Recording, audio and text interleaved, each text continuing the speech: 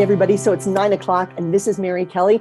Thank you so much for being with me on the Hand Tools Institute program today called 15 Ways to Grow Your Business in Every Economy, regardless of what's happening in the economy, regardless of where you are in terms of working from home, people working from home, whatever that looks like.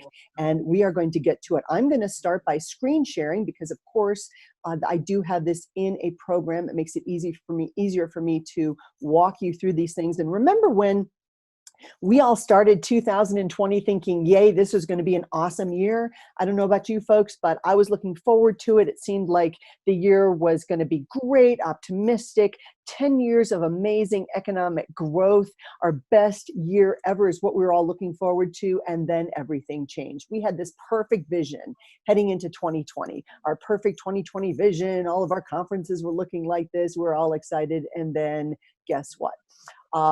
The virus impacts everything in terms of our economics as well as what it is we are having to deal with. And it's covering politics and tariffs and trade and interest rates. It's certainly impacted consumer confidence, wages, salaries, income inequality. Y'all know that I am a card-carrying, crystal ball-toting economist. And because of that, I do tend to get into those things. This is not what today's program is about, but if you've got any questions, we are going to have a Q&A afterwards. And please, please, please interrupt me at any time while we are going through this. This is an interactive thing, just like if we were in person. And we are going to be having conversations. I'm going to do a quick quiz with you in the beginning. But first, I want to talk about where your people are with what's happening right now in 2020.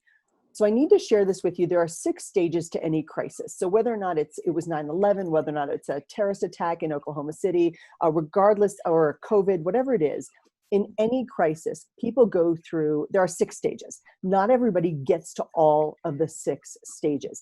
And some leaders process through some of the stages very, very quickly. Others don't. They stay mired in the first 4 stages, and this may be where some of your people are. So I'm going to walk you through the first 4 stages, and the first part, of course, is the rejection phase. When the whole COVID thing hit, and I don't know about you, but I was part of the rejection. I was like, oh, it's not going to be that bad. It's just like a bad flu. It's really not going to affect me. I can stay on the road. I can keep doing what I'm doing. In the very early days in February when we saw this, I was like, oh gosh, I take my vitamins every day. I'm fine. This isn't going to be that bad. Well, my business is pretty much 100%, well, 90% dependent upon people getting together in the same room. And all of a sudden, once I got past the rejection phase and we started getting real numbers out of China and then the spread, all of a sudden we started to recognize what was actually going on. And then it was, okay, so, we won't necessarily need to take planes, trains, and automobiles. We can work in sweatpants or yoga pants or short pants or no pants. Just so you all know, I am wearing a suit, and that includes pants today. And then it's, I have to work from home, or I get to work from home. Oh, I get to work from home. I have to work from home. And that goes back and forth, whether or not that's a positive or a negative. And then for some people, it was, I'll have more time with family. And then it's, I'll have more time with family. How much more family time do I really want? And wow, my family can be needy. And then we get into this whole idea of, okay, we can work from home, but look at this baby, very cute, but not productive. And several of you are working from home right now, and you've decided, wow, my office is a really good place to be because I am not inundated with interruptions, dogs barking, delivery trucks, maintenance people. And in the middle of the day in my office, nobody comes to me and says, hey, where's lunch? It just doesn't happen.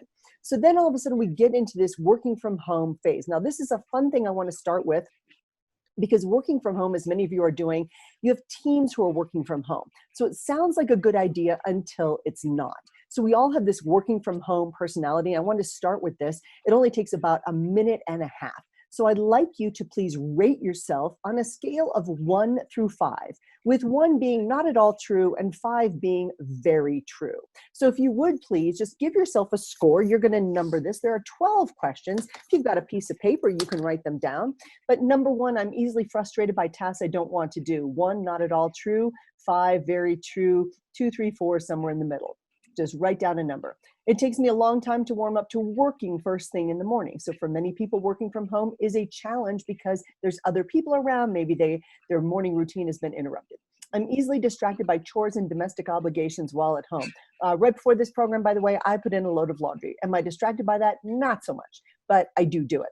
I don't like making a daily to-do list. If you love making a daily to-do list, that's great. It's probably easier for you. I like being able to work from any part of the house I want. If you like to work in the basement or the closet or the kitchen table, 5 is very true. 1 is not at all true. I miss working with and being around other people. I really do miss being around other people. But some people are so happy not seeing other people. That's fantastic. I like getting regular positive feedback about the work I do. 1, not at all true. 5, very true. I look forward to video conferencing and video chats. 1, not at all true. 5, very true. I don't like being bothered with setting up my computer, cybersecurity, making sure my internet works, fixing my own printers. That's your VPN, all those other things. 1, not at all true. 5, very true. I feel as though I'm more distracted when working from home. 1 through 5. And then this is 11. I would rather spend the day with my dogs or cats than my coworkers anyway. And then I'm not so secretly relieved to be away from some of my coworkers. Now, please add up everything except the last 2 questions. That was just to see if you're paying attention. So I'll go back to this list. So go ahead and add up your score. Please go ahead and add up your score and give yourself whatever that number is. Now, again, this is something you can see, you can use with your teams. I'm getting this to you. So here is your score. If your score is between 35 and 50, it might be more difficult for you to work from home. And again, think about this in terms of your team. If you've got somebody who is very reliant upon other people, they may need the structure of an office to be very productive. They may need other people around to hold them accountable. They may need to be energized by other people. Sales teams like Larry, your team, this may be very difficult for them when you're used to being around other people. You get that energy from other people, and all of a sudden you are home by yourself or maybe with your family. And here's just 4 tricks to help you get through that if your score is between 35 and 50. And then if your score is between 20 and 34, you've discovered that some projects are getting more attention because you're not distracted by everybody else. Again, here's 4 tips if you are in that score range of making the most of this working from home time. Your coworkers like you a lot. You do stay on track pretty well, but you also enjoy getting ideas from brainstorming sessions with a few other people, but you're pretty good about minimizing distractions yourself. Now, if your score is between 10 and 19, you were made to work from home. This is fantastic for you. You love that you are not wasting time in meetings. Other people are not interrupting you, stopping by your office, telling you how their weekend was, and you don't care. So here are the 4 ways you can make the most of your remote working opportunities. You are going to be one of those people who don't relish the idea of returning to the office. So again, this is just a fun quiz you can give your people, and then to make it more fun, I assigned you a dog personality based on this. So again, if you're that person who loves being around other people, you are the golden retriever, and you love to please people. You are usually happy. You are an extrovert, and you are picked first for teams because, darn it, people like you. If your score is between 20 and 34, you're kind of a Great Dane. This means you are patient, even-tempered, and reliable. You're good with people. If people get on your very last nerve, you just kind of walk into the other room and you're fine with that. If your score is between 10 and 19, you are a border collie. You work from anywhere. You don't care. You like to hurt other people, but it doesn't mean you need to be around them, and you thrive on challenges. So again, this is just a fun way to get people moving into this. And if you'd like, in the chat, if you want to put what your doggy spirit animal is just for fun, please feel free to do that in the chat box. So I will share with you that I tend to be a Great Dane. I love people. I would normally be classified as the Golden Retriever, but as it turns out, I work pretty well by myself. So go ahead and throw that in the chat box if you'd like. You don't have to. That's totally up to you. So then we get into this realization phase where we realize, again, this is the 3rd stage of a crisis, that we need to step up our leadership. That, a lot of Great Danes, a lot of us, especially if we are leaders in our world, we tend to be able to balance working from home. The first couple of days, maybe we're a little bit rough, but we figured it out. We've also figured out that people need more reassurances from us in a crisis. And this is both from home as well as at work. For some people, we needed better technology. We maybe needed to reconfigure our home, our space, our office, clean out a certain space. We also figured out that our family needs more of our time, and that is a little bit tough for a lot of people. And all of a sudden, we have to realize again for our teams, if they're working from home, all of a sudden deadlines, close of business is now midnight. It used to be 5 or 6 o'clock at night. Now it's midnight. In the military, close of business was always midnight. So that makes a lot of sense. And then we've kind of settled into this idea that this could last for months. And this is the realization phase. Now, we've set up our home offices. We're good. We know what we're doing. We're being productive, all those things. And this is where we merge into the resolution stage where we say, you know what? We are in it together. We can do this. Let's support each other. Got it. And because we are resolute, many people stay here and they're like, okay, I just need to stay positive. Here's where my leaders are. So real quickly, this is the 4 first stages. So think about where your people are in these stages. And please go ahead and throw that into the chat box as well to make it a little bit interactive. And again, where do you think your people are? Are your people still kind of in the rejection phase? I have a close relative who's still like, this virus is just a bunch of nonsense. I don't need to worry about it. And I just roll my eyes. Are they in the recognition phase? Are they in the realization phase? Are they in the resolution stage? Now, keep in mind, a lot of your people are still going through all these stages every single day. They wake up and they may cycle through all 4 of these stages. So just in the chat box, if you would please, go ahead and type in where you think the majority of your teams are right now. So in the chat box, realization, very nice, thank you. I'm watching that. Again, we're in the chat box. Okay, a little bit of realization. And it's important for us to know where our people are so that we can best approach it. Now, one of the things I want to talk to you about very quickly is when you're asking your folks how they're doing. This is a very common thing, and I think I joked about it with you last when we were in Florida together, that and there are some differences between folks. When you ask your people, say, how you doing? They say, fine, good, great. That's the answer you're going to get. But if you say, hey, on a scale of 1 to 10, how is your family dealing with all the uncertainty that's going on? If they say 9.5, we love it. We've never been happier. We get to hang out more together. My kids are amazing. I've never been more in love with my spouse. Everything is fantastic. The dogs are happy. Okay, I don't know what kind of medicine they're taking every day. I would like some of that. That sounds really great. But your response to them is going to be very different than if somebody says, it's a 2. My family, my 6 children and I, we all bought a tiny house back in January. Turns out that wasn't the best idea.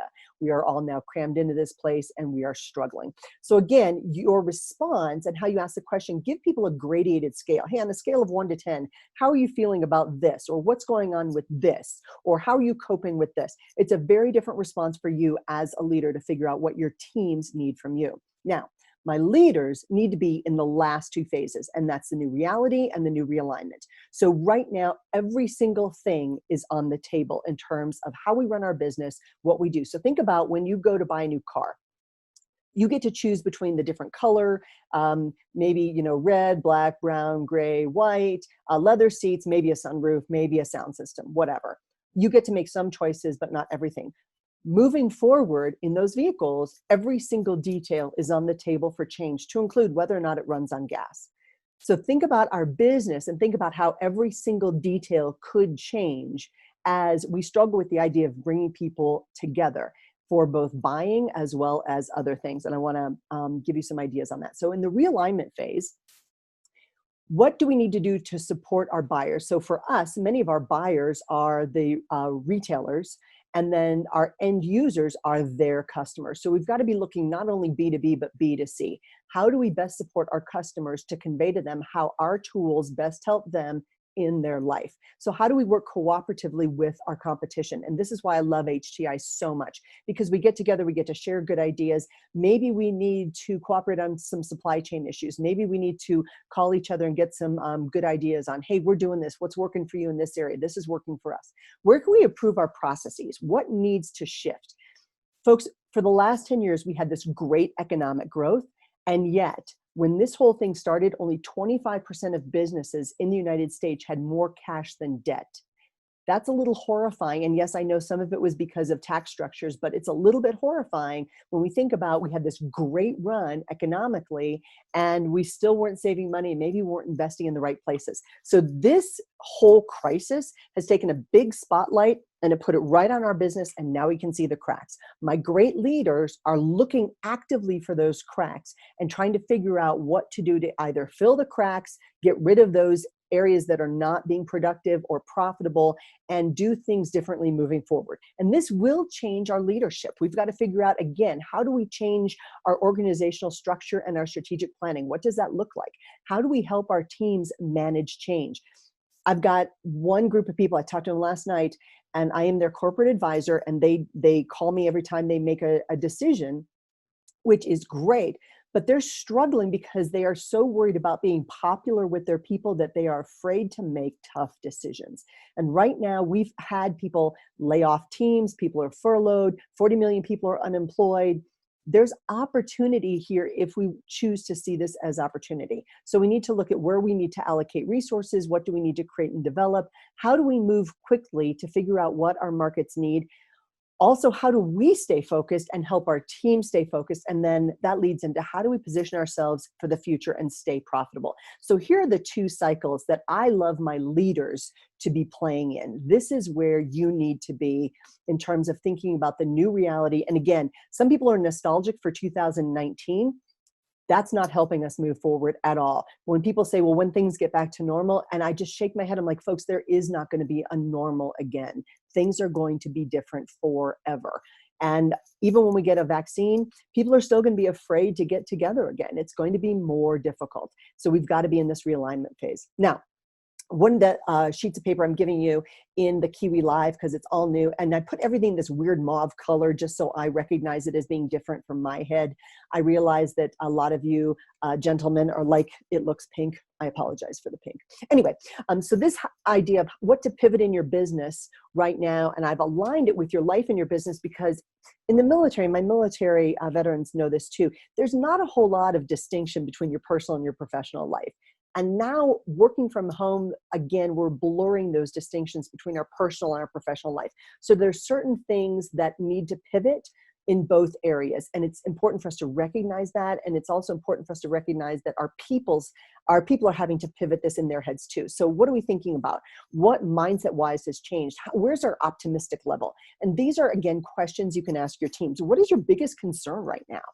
And ask your teams, what's your biggest concern right now? If they say, my 4-year-old autistic child I'm now supposed to be homeschooling him or her, and it's really a challenge because I do not feel equipped for that. Well, now all of a sudden, you know what their focus is, and maybe you can help them by reminding them of deadlines, being a little bit more understanding.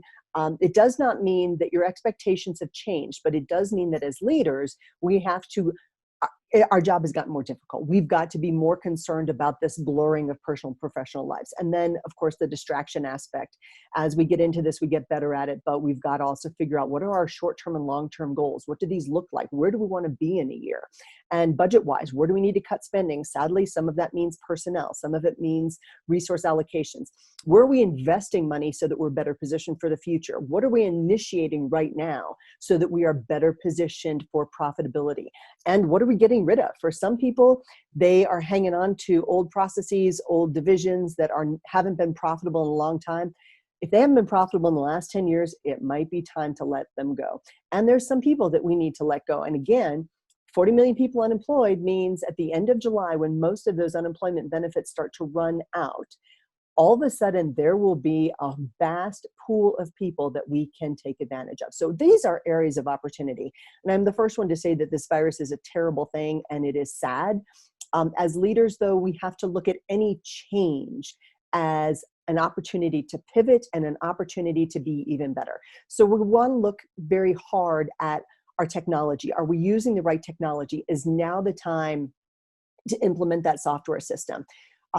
6 months ago, a lot of people had never heard of Zoom. Zoom came out in 2011. I've had the pro version since 2013. In academia, we started doing virtual trainings back in 1998. But for a lot of people, that was not an option. Technology-wise, what are you doing with each other? What are you using as technology that's helping you do better? And then in terms of continuous process improvement, Ask your teams, hey, what do we need to stop? What can we simplify? What can we streamline? What can we simulate so that we're not making costly mistakes? What can we stimulate in terms of growth opportunities? And where's our strategy? And in terms of people, do we have the right people, as John Kotter says, on the bus? Have we hired the right people? Are we training the right people? What kind of development are we doing for leaders of the future? And one of the things I really hope we get together next year. I have a new book out called Who Comes Next, and it's leadership transitions for challenges, changes, and crisis made easy for succession planning. And this whole idea of developing the future team so that we, in case something happens to one of our leaders or they decide to leave, we are prepared. And here's what's scaring me about what's going on right now is many of my more senior leaders are looking at the workplace and they're looking at their own businesses and they're just going, you know what, I'm 68 years old. I'm not sure I'm willing to do what it takes to move my business forward. I think I'm done. I've got a 78-year-old, however, who said, hey, my best years are still ahead of me. And I think that's awesome. So what are we doing with our resources? What are we realigning, reallocating, redesigning, repurposing, and retooling? And then in terms of training, where are we finding great training? What are we needing to do to help our people? All right. So the resources are here. I always like to give people the resources ahead of time so that when we get into the 15 stages that you've got that already. It's Kiwi Live. Keyword is lead or dog or both. I've combined them for you folks today. So again, our job as leaders is to take the people aspect with the technology and tools, take the technology and tools with the managing of the uncertainty, manage the uncertainty with the business growth, take the business growth and merge that with people. And in the middle of all that, that's our value. And that's what we're going to move into. So right now we need to figure out ways that we can grow the business. Oops, that's the wrong slide.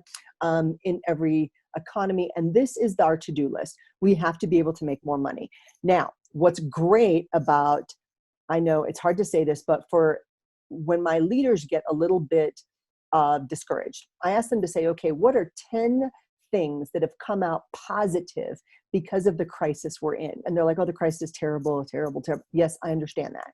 But think about 10 things that are positive that we can do better because of it. And it shifts the thinking. And we've got to be able to be more profitable. Remember about a year ago, if you talked about profit growth, people thought it was dirty. And now it is necessary. So what does your business look like to you? Do you want to make money? Do you want to be that person that's known for being very personable with your people? Do you just want this great lifestyle that includes your dogs or cats? I don't know.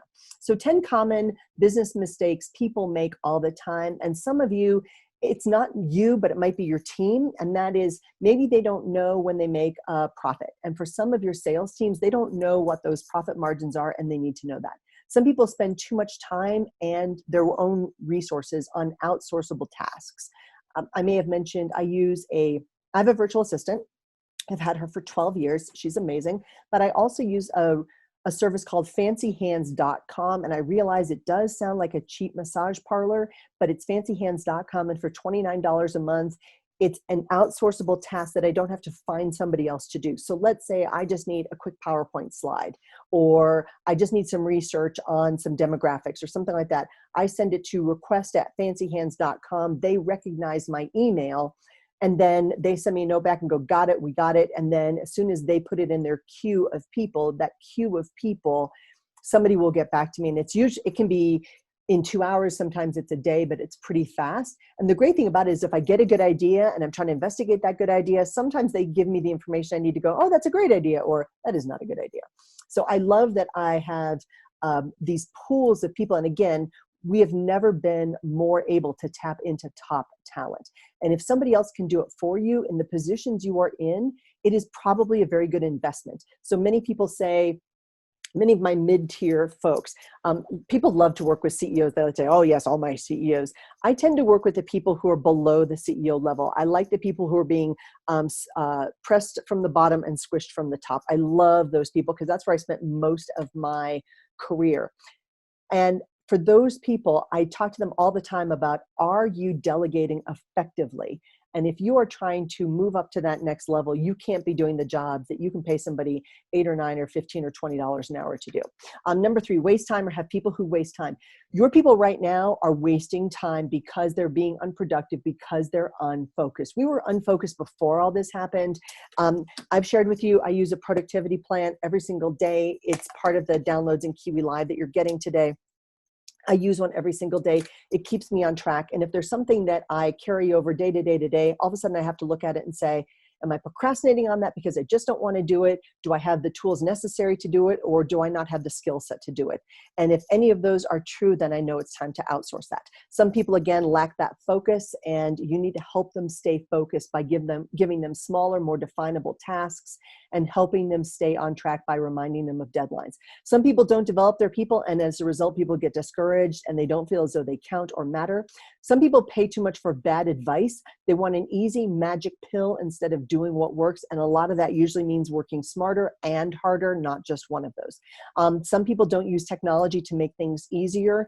And some people still don't have an online presence. Folks, now is a terrific time to look at your online presence and do it from a different computer, not just your own, because the search engine spiders know that your computer goes to your website, your stuff. So it automatically filters you toward that. Get somebody else's computer, maybe your kids, your spouse, or something like that, so that you're getting a more organic search engine, and look hard at your online presence. Many people right now, and I saw this at the end of February and the early part of March, and they were having very short-sighted planning. They're worried about what happens in the next 6 weeks instead of in the next 6 years or 60 years. And we need to have a long-term planning. And many people don't have a strategic or a succession plan. So how do we start this? Well, we dust off that strategic plan. If we don't know where we're going, chances are really good we're going to get there. And we've got to make sure that we put this together in a way that does focus on our future business. And this is our strategic plan or a battle plan, or however we want to look at this. It's kind of like those members-only jackets and those corduroy shorts from the 1980s. We have got to update our planning tools so that if something happens to us, our team knows what it is we need to do. And part of that is looking at, there's a 5-minute year in review that I use a lot. And if you look back at the things that were important for you last year, what can you get rid of? What do you not need to worry about? And this is the 5-minute year in review plan. I finally put all of the 5-minute plans together. You've heard me talk about the 5-minute plans. The book is called 5 Minutes Per Week and 52 Weeks to Building a Better Business. And this is one of those 5-minute plans. It's helpful to ask questions to your teams about how are things going. The critical questions here are, what is your unfinished business from last year? This is on the right-hand side. And then what was the low point of last year, and what can we do to avoid that in the future? Many people are like, well, compared to last year, this year looks horrible compared to last year. The low point of last year was nowhere near where we are this year. Well, that's great. Well, then what's our top goal for the next year moving past this? And what do we need to leave behind? What are some things that maybe we don't need to do? And then again, moving forward, how can we make that a reality? So if we look at our goals into making that a reality, what does that look like? And then we move into the 5-minute business plan. So very, very quickly, this is again something you can do with your teams, and you're getting this as the handout. The big picture, the executive summary: who do we sell to? What do we provide? And specifically to whom? Who do we help? What do we increase? What do we reduce or get rid of? What kind of stress? What kind of anxiety? And for many of you, you have to market to both your end user as well as your immediate buyer. And then how do we make profits? Your team needs to know the numbers. And this is one of the things that before all this, many employees were just thinking, well, the company is big and I see the ads on TV, so we must be doing well. And all of a sudden, when this hit, I told my leaders, I said, share the numbers with your people, share the actual numbers and say, look, we only make this profit margin when we sell this. So you need to understand that if we don't sell this, there is not a profit margin. And all of a sudden people went, oh, like especially in the restaurant business, I got to tell you, I saw a study very recently that said half of restaurants are not going to survive this because their profit margins were so slim before this. And that to me is very scary because, well, I'm tired of eating my own food and I'm not nearly as good a cook as I thought I could have been. How else do we make money? How do we get famous? What kind of marketing plans do we have in place? So really quickly for all of you, If you do not have a robust YouTube or Vimeo channel where you show people how to use your tools, what they can do, how to buy them, what to do, innovative things, I would do that. And not only that, I would make it cheap, fast, and easy. I wouldn't even do it yourself. I would start a competition with people on your website where you find 3 people who you know like your stuff. And I would say, hey, show people how they can use this particular thing. And switch the demographic. So for example, and I'm gonna say this, let's say you've got a table saw. You're gonna want somebody who you don't necessarily consider using a table saw to be using the table saw, to show people how easy that is if they do things right, and have them walk through it. We see cooking shows do this really well all the time. We don't see really good power tool shows doing this all the time. How do we do this? How do we create a beveled edge? What do we do on this? How do we do things? It is easy, fast, and cheap. You can do competitions on your website. You can send this out to your current customers and say, hey, we want a video of you using our tools that we can put on our website. And every month we're going to do a drawing for one of our users. And we're going to send you a $50 gift certificate for your purchase of another thing, or we're going to send you a free tool or something like that. But make it fun. Interact with people on social media and get your rabid fans to do videos. One of the things that I did just on the 5-minute plans book is I said, hey, if you are loving any of the plans and you could just do a quick video on that, that would be fantastic. I was shocked at how many people made these videos and sent them to me. And then I populated that on my Facebook page, on my LinkedIn page, on my Instagram, all of this. Video, I don't like video exactly. I don't like how my hair looks. I don't like how other things look necessarily. What we have to understand is that organic video sells. Look at TikTok. If you don't know what TikTok is, find a 12-year-old. They all know what TikTok is. So look really hard at that. Your marketing needs to include an organically based experiential video program. That's probably the best tip I have for you today, besides creating your strategic plan. Climbing that a mountain of management, you can't do everything yourself. Outsource the things you are bad at and get help on other things. Effectively delegate. Some of you are finding that when you delegate to people who are suddenly working from home, things are not getting done. They still have to do their job. If you're still paying them, they still have to do their job. But that doesn't mean that they can't work when they best work. Maybe they get up at 4 o'clock in the morning. That's fine. Maybe they work till midnight. That's great. As long as they're getting things done, and giving them reminders is helpful. Top of the world success, know what it is success means to you and your team. Again, this is my productivity sheet. I use one every single day. I also use the productivity week. The thing there is if you've got a team, and again, this is a downloadable, fillable PDF that can be shared.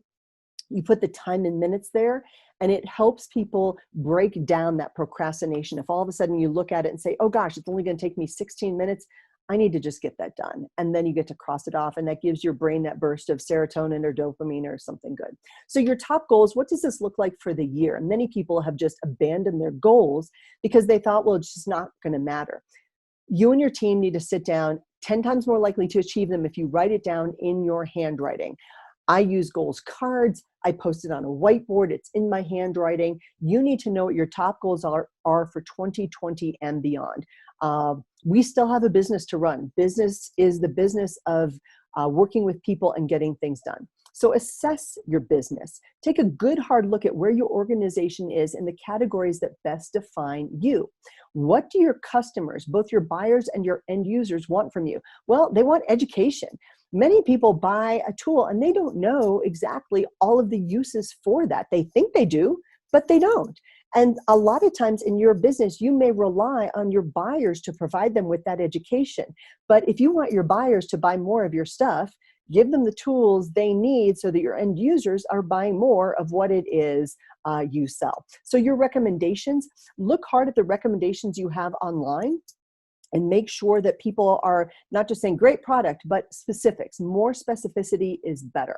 Give people the information they need to make good decisions. And again, people love social proof when it comes time to purchases.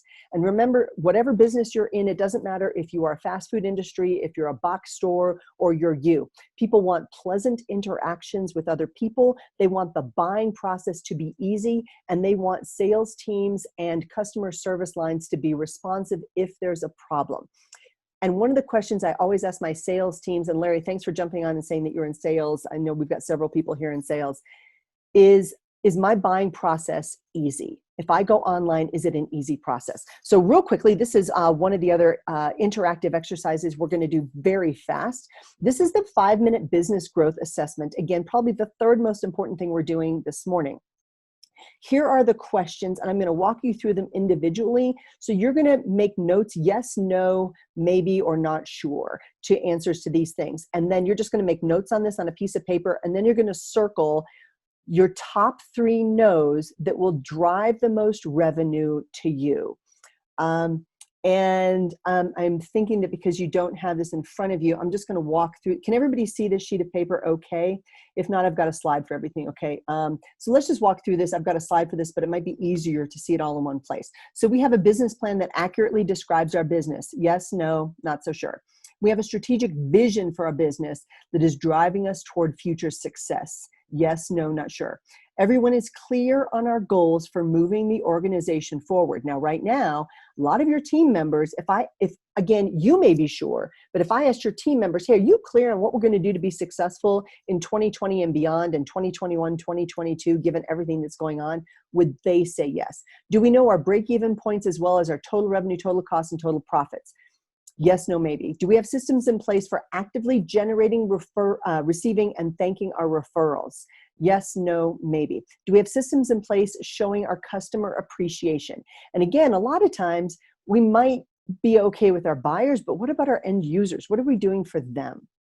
We have systems in place for getting honest feedback. Yes, no, not so sure. Our website is easy to navigate. Well, it might be easy for you, but is it easy for other people? And is it mobile friendly? Over 50% of searches are done on mobile devices. So if it's not, that's something to fix. Is your social media updated? And yes, I know some people think social media is the devil. I do understand that, but it should be updated consistently and linked to your website to provide consistent updates for the search engine spiders so that you can be easier found when people are searching for, how do I create this thing? Ideally, you've got those answers somewhere either in your YouTube or Vimeo websites, in your frequently asked questions, in your blog, so that you are the expert in this. Do we have a set of trusted advisors, corporate boards, corporate advisor, or a mastermind for you individually? And some of you may just need to talk to each other. We devote resources on professional training for our team. Yes, no, maybe. Everyone on our team knows how to take great care of our customers. Yes, no, not sure. We follow up with clients the way we should.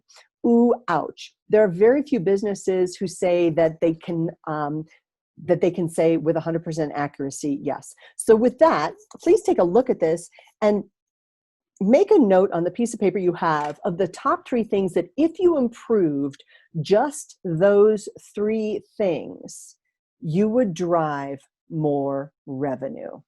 And as you walk through those, I'm just going to get through all of these things, which is exactly those questions just made pretty with my website designer, who wildly loves making PowerPoint slides as you look through this. There's the end. Now, for those top 3 things that you circled, and again, you're going to have that 5-minute business growth assessment. Ask your team what they would say, yes, no, maybe. And when we have a lot of time, I ask people to answer that in 2 ways, both for what they think and what they think their teams would say. And then they give that business growth assessment to each one of their team members to see what their team members are seeing, because what you see and what your team members see may not be the same thing in terms of revenue. And this is where you also want to get your CFO involved to find out what's actually going to drive revenue. And again, we only have a short amount of time today, but if you want to brainstorm on any of that, just call me and I'll talk you through that if you need that. So be great at customer service and make sure everybody in your organization who deals with customers is awesome about customer service.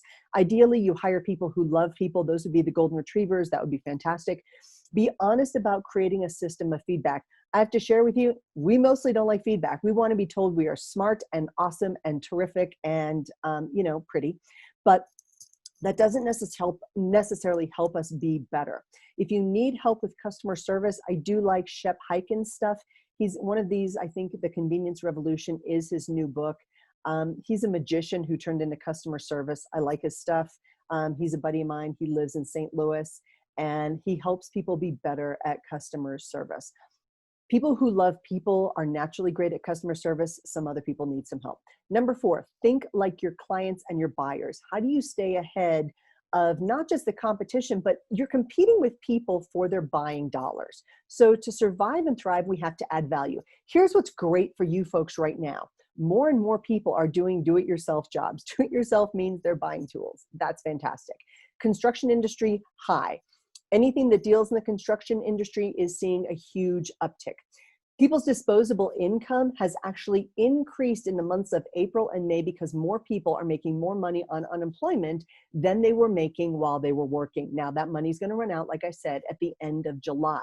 But now people have time off and they've got more disposable income. Interestingly enough, they're not spending that money on clothing and shoes. They are spending it in hardware stores, and this is great for you. So how do we be smarter about meeting the needs of our customers? Well, think about the things that people are using your tools for right now. How are you helping them? How are you showing them what they need to do with your stuff so that it's easier for them to make the right buying decision? So think like a buyer.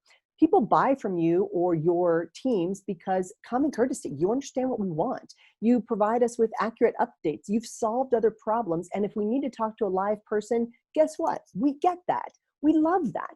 Now, people don't buy from us because when they call up maybe customer service and somebody on the other end of the line is, well, frankly, surprised that we sold that kind of product. And you've all had that when you've called, say, a computer customer call center, and they're like, we sell that computer. You're like, yeah, and it's not working. And they seem as surprised as you. When things don't work, it's frustrating. When you don't talk to us, it's frustrating.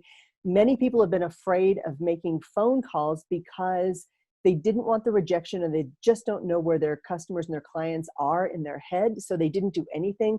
Folks, they're not tired of hearing from you. They need to hear from you because you are providing solutions. And so return those texts and calls and emails and do it fast. So look really hard at your demographic. Have you mined your demographic? Are you doing what people need to bring people together? So grow your people to grow your business. Most of you do this really well. How are you personally and professionally developing your people? Micro training works great. Programs like this that you can share with people works great. And don't forget the power of the thank you. And I know this is super basic, and I know you know this, but people right now, many people are feeling, and again, they're feeling all the feelings. As an economist and a military person, I don't necessarily feel all the feelings, but I have to acknowledge the fact that a lot of people do feel all the feelings. And so we have to show appreciation. And showing appreciation is just asking the question. And even if you've had to furlough people, keep in contact with the people you want to hire back. Some people furloughed people with the intent that they would be making more money in unemployment than they would be making in your organization, with the intent of bringing them back. People like attention. And I'm working with a larger organization. It's a global organization. And I asked the vice president I'm working with, I said, so you've got all of these direct reports, half of them are furloughed. How many of those have you called in the last month? And he's like, well, none. I'm like, I got news for you. You are the person with the magic fairy dust. You need to call them. They need a touch point from you. They need to know that you care. So say thank you. Just check in. How you doing on a scale of 1 to 10, and then say thank you to your clients. And it doesn't have to be a big deal. I have a list of touch points that I have for my top organizations and my people who bring me in on a fairly regular basis, 30 to 50 of them. And every single month on my whiteboard, I have, what did I do in January? So in January, everybody got a handwritten note. In February, everybody got a copy of the 5 minutes per week, 52 weeks book with just, and I just sent it from Amazon. And I just sent them an email. I said, hey, watch for a package from Amazon from me. You'll know what it is because it's got my name on it. So it's helpful. And then in March, I sent them, because I'm reading my list, I sent them, I did a webinar, just a short 25-minute webinar, and I sent it out and I said, hey, here's a webinar for you. Just thought it might be helpful for your teams. And I talked a lot about that pivot program. And then my new book, Who Comes Next, came out in April. So they got that in April. And then in May, I sent them triggers. I used Sam Richter's business search intel engine, and I sent them triggers that had to do with their company or their industry. If you're interested in that, it's Sam Richter, RICHTER.com. Again, if you've got questions or you want a demo on that, that is how I find business intelligence. And because I was in intelligence. I really like that. So again, I'm just doing touch points. None of these are sales. It's just a touch point. And that's how I try to stay in contact with my clients. And again, I know you've got this as well. One of the other things I did is I've got a gal who sent out these cookies, and they're delicious cookies, but then they also got to pay it forward. And people just thought this was cool and weird and kind of interesting. So they all got this cookie, and then they got to send somebody else a cookie. This is her name is Christine at cookiecharm.com. Tell her Mary sent you, and she'll give you a great discount. So in some cases, I promote other people's businesses. When you don't know what to do, promote your buyers. Do something that promotes your buyers on your website, on your social media. Get your team to do something. And, and it can be something silly. This is what I did for my friend Beth. I profile my dog. Now, sometimes I'll profile my stuff just for fun. And mostly my dog looks like she needs a haircut, like a lot of us. Okay.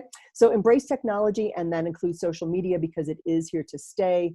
I realize some of you think this way about social media. I'm going to take a sip of coffee.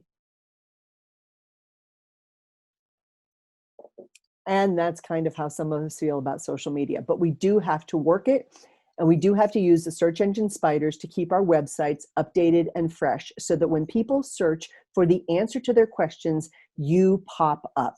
It's critically important. Remember, marketing does not have to be outrageously complicated. Find interesting ways to get people to your website, create this online presence, create the keywords. It works while you're sleeping. Remember, most people, if they are working, are searching for your products after work, at night, everything else, and update it, link it again to your social media avenues, have videos. If you want to talk to me more about that, just send me an email. This is the 5-minute social media plan. It includes the basics, Twitter, Pinterest. Pinterest for you folks, I realize most people think it is for crafts and recipes, but there's a huge growing usage of Pinterest for how to do things. And this is exactly where you could be. LinkedIn, again, is more professional. Facebook, groups or pages. Have people ask you questions, have people ask your sales team questions so that you can answer those. So embrace the change. We can't change a lot of things that are going on right now. So we got to get ahead of it and embrace it. You can swim with the tide, you can float with the tide, or you can swim against the tide. And I see a lot of people swimming against the tide when they need to be getting ahead of it and swimming with the tide. Have a terrific system to manage referrals for your employees and your clients. If somebody brings a new client in, yay team. That needs to be rewarded, tracked, and appreciated. Referrals are so much cheaper than cold calls. It's so much cheaper than new markets, and it's so much cheaper than just random spray and pray marketing.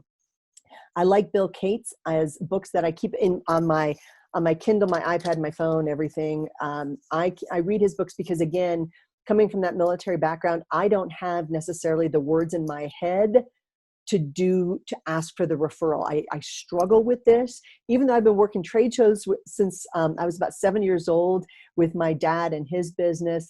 And I was writing orders at 10. I got to tell you, at 10 with pigtails, I didn't really worry so much about the profits and the margins. I just thought it was fun to be in a trade show and work stuff. So I've learned a lot from Bill Cates. It might be helpful. Adopt Olympian traits. And by adopting Olympian traits, I mean the dedication. I was on a call the other day with a not so senior executive who said, I'm just so bored. I'm like, how in the world can you be bored? Oh, oh, thank you for that on Pinterest. That's awesome. And they're like, well, I just don't know what to do. I'm like, oh my gosh. So right now, our businesses have pivoted, and most of my leaders are working not 8 hours a day. They're working 12 and 14 hours a day because they've had to pivot. We are having to work like crazy, and we can look at Olympic athletes and admire the dedication and look at what they do to move forward. So look really hard at who you're getting advice from. What do we do when times are slow? What is our system of feedback from our customers? I have a 4Runner. I love my 4Runner. It's the beast. I call her the beast. She's awesome. But when I take her in for Toyota servicing, I know that if they don't get 5-star ratings, that the service guy actually gets dinged, like actually money. So I like my service guy, and they like me, and we're close enough friends-wise so that my last visit, when they were just slammed, they had a couple emergencies, and I was just there for something like an oil change, like my random normal stuff. And I bring my computer down there. but it took 6 hours to get an oil changed. It was ridiculous. So then when I get the feedback form, they say, was the work accomplished in a timely manner? And I looked at it. Well, I know that my buddy gets dinged if I say no. If I give them a 2 stars out of 5 because it took 6 hours for a 15-minute oil change, he actually gets in trouble. I don't want to get my buddy in trouble. So did I do the system to make him feel good and look good? Yeah, because the system is not set up to actually get real feedback. Are we laser focused on what we need to do to move forward? And again, that's where you want to use that 5-minute business growth assessment, the yes, no, maybe. And then what does success look like to you as well as your team? And what does success look like in a year? So what can we learn from Olympic athletes? Get a good coach or talk to each other and get good ideas. Stay focused on our goals, stay motivated and dedicated, keep your teams motivated and dedicated, and really shoot for that goal. So we also want to train to grow. We want to train in a way that's going to push us forward. And we've got to be looking at this as an opportunity, as forced acceleration. So everything converging for the past 10 years, good enough for a lot of companies was good enough. We weren't that urgent. We weren't having to look at the cracks in the foundations of our business because, well, it was good enough. It was kind of like dating that person that was good enough and it was okay. Well, all of a sudden things just erupted and now we've got to be looking at the critical stages to move forward in a way that works. In the military, we say a lot, train like you fight. If we're not improving, what's going to happen? You're staying the same or you're getting worse. So we have to look for ways to improve ourselves. During this time, I don't know about you, I have been getting up every single day, reading more, researching more, pushing forward more. I started a How to Pivot group on Facebook. I'm, as I said, reading more articles, reading more books. I'm joining more groups that can educate me on how I can push things forward, learn new technology. And every single day, I try to make it a goal to learn something, even if it's something small. So how are we moving forward? Again, a lot of this stuff comes from this book, cheerfully called 15 Ways to Grow Your Business in Every Economy. So kiwilive.com, the keyword is dog, D-O-G, that has all the pivot stuff on it. Feel free to take a picture of this slide and you can go back and access all of those materials I am talking to you about, which includes the pivot worksheets, the 5-minute plans that we talked about today, the areas of opportunity, the goals, the social media plan, the daily productivity. Again, it's www.kiwilive.com, like the fruit keyword dog. Please do share this link fast with your teams because depending upon the groups I'm talking to, I've got another group next week, so this will change about next Wednesday. So number 13, please reiterate integrity and ethics and doing the right thing. When people feel a sense of scarcity or fear or uncertainty, sometimes they're not sure about whether or not they should do the right thing. And their right thing may not be the same as your right thing. So please make sure that your teams are doing the right thing that you've defined and that they know that you will back them when they take good care of your customers, when they make good decisions. I'm a Bronco fan. I'm still a little bitter. Sorry. Okay, not sorry. All right, moving on. Over communicate with your clients, past, present, and future. Listen and solve problems. For some of my more senior people, I called them up when all this was happening and I said, hey, I've got 10 questions. I'm writing a white paper on how to get through this and move forward. And I've put it around those 5 areas of opportunity that I showed you before, the pivot areas of opportunity. And I added in entrepreneurship, the ability to take risks, the ability to explore new opportunities.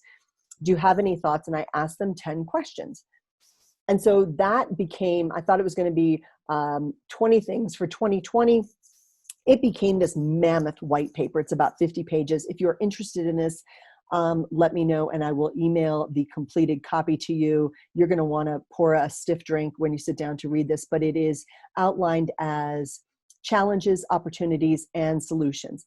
And the only way I was able to put that together was calling other people and saying, what are you looking at right now? I was doing research, but I needed to hear from my past, present, and future clients.